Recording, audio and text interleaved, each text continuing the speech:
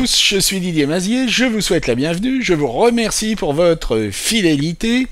Alors je vais vous demander avant de démarrer de mettre un petit pouce en l'air si la vidéo vous a intéressé, et puis de vous abonner, d'activer les notifications, mais surtout de partager ces vidéos sur tous les réseaux sociaux, sur LinkedIn, sur Facebook, sur Insta, sur X, anciennement Twitter, sur TikTok, Snapchat, Twitch et tous les autres. Cette semaine, nous allons voir comment réaliser cette illustration.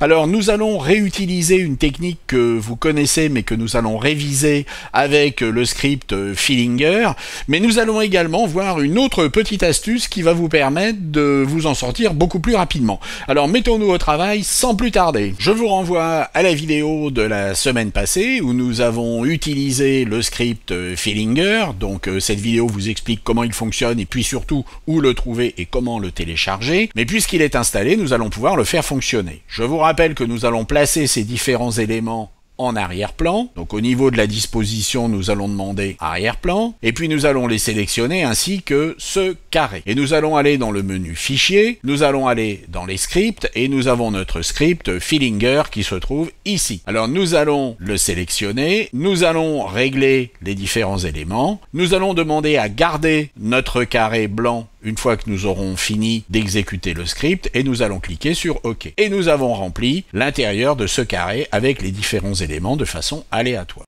Mais tout cela, nous l'avions déjà vu. Ce qui va nous intéresser maintenant, c'est de voir comment on va pouvoir placer ce texte sur les trois autres côtés.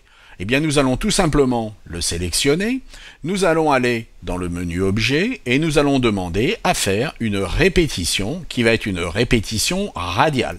Évidemment, la répétition va être au départ multiple. Avec cette poignée, nous allons pouvoir réduire le nombre d'instances. Il nous en faut donc 4. Nos instances de répétition se trouvent ici. Notre texte se trouve à peu près au milieu pour l'instant. Nous allons maintenant double-cliquer sur un de ces éléments.